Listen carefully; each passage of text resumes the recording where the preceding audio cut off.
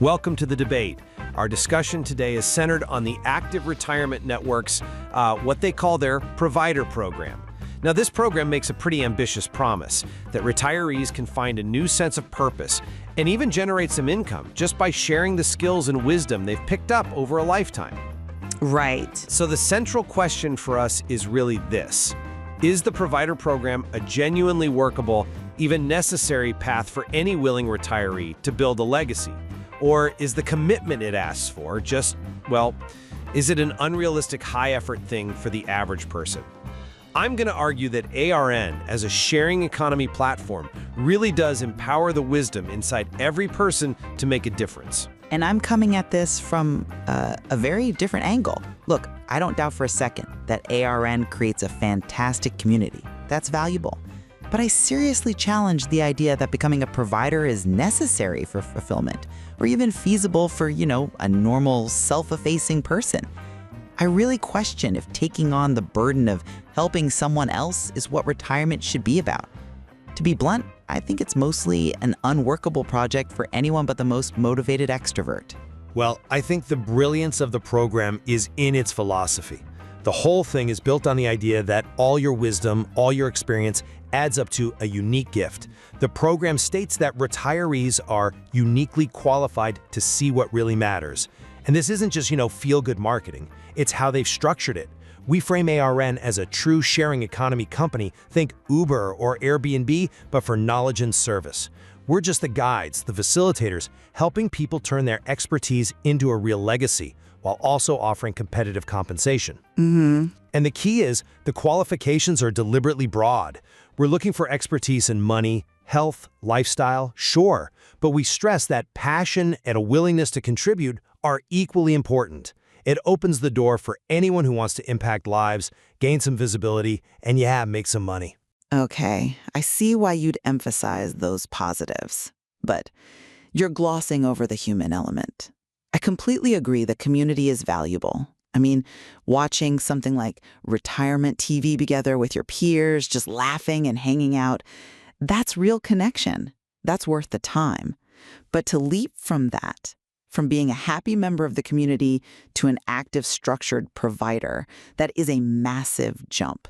It forces the retiree to assume that they have some kind of expertise that's so unique it can make a deep, lasting difference without just sounding pretentious.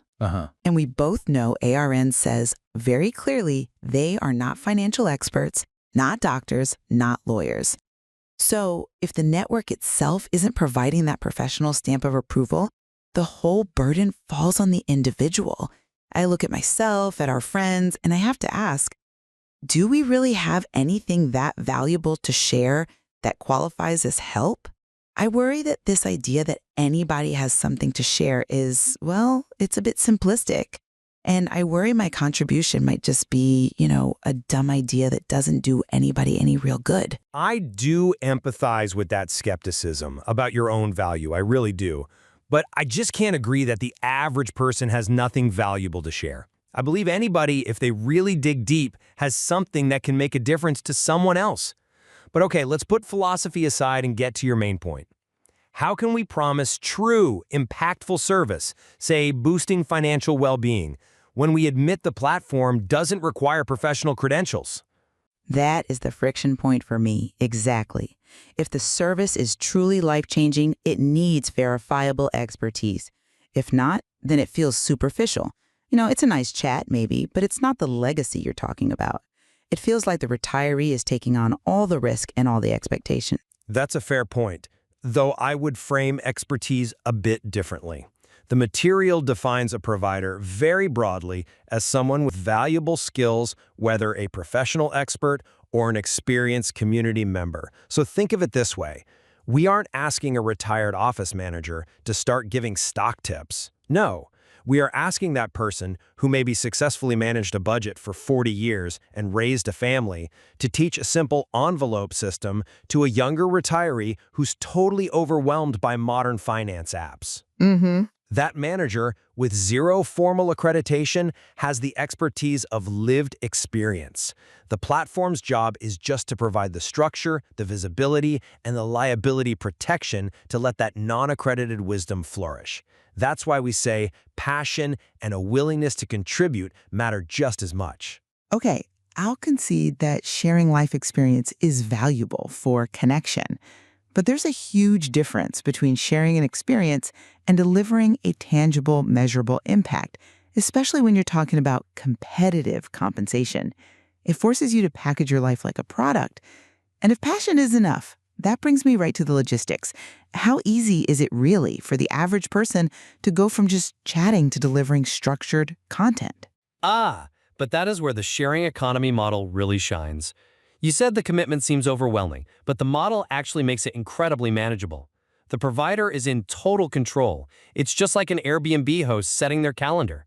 The time commitment can be tailored to your availability, from one session a month to multiple activities a week. It's completely flexible. It's about writing a brand new chapter where you hold the pen. That's a nice structural argument, but the analogy breaks down. Sharing a spare room is not the same as creating intellectual property. The labor is front-loaded and it is immense. So, okay, the schedule might be flexible, but the required tasks are not casual. Creating and delivering courses, lectures, workshops, downloadable files, all of a sudden I'm a content creator, a curriculum designer, and a community manager using platforms like Mighty Networks. Well, That is specialized labor. You're asking retirees to start a small business. What about the friction, the planning, the scripting, the technical issues with video and audio, the moderation? That is real work. And it undermines the whole casual sharing a spare room idea. It confirms this is an entrepreneurial project. you are right to identify those friction points, but the ARN model is designed to neutralize them with support. The robust structure exists precisely to eliminate the obstacles you're talking about. We're committed to making this path open to everyone, not just, professional entrepreneurs. But the support structure itself is my argument. If this were truly casual, like driving someone across town, you wouldn't need a whole infrastructure of ongoing training and dedicated support staff. The fact that you need all that just confirms the rule is not easy. It requires you to count the cost. We provide that support because the return on that investment of time and energy is purpose, visibility, and legacy, things you just can't get from passive retirement. Let me tell you how we handle those friction points. We have practical methods like the one-step rule, which is just about taking one small action. That first step isn't filming a whole lecture. It might be a 15-minute call with our support team to brainstorm one idea.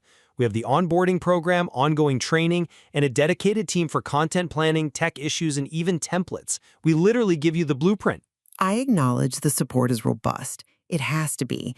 But I'm sorry, I just don't buy that it erases the psychological leap required.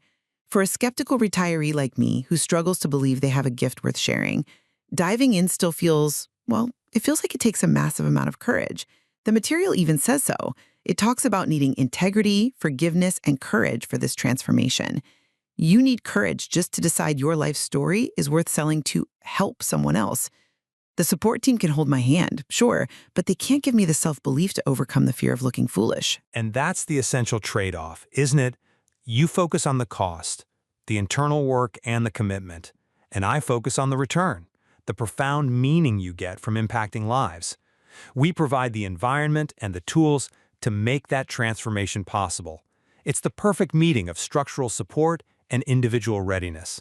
With those resources, the obstacles you mention, tech difficulty, content creation, they become manageable steps, not giant walls. I still maintain that the emotional and intellectual cost is the real barrier that most people will just choose not to cross, no matter how much support is offered.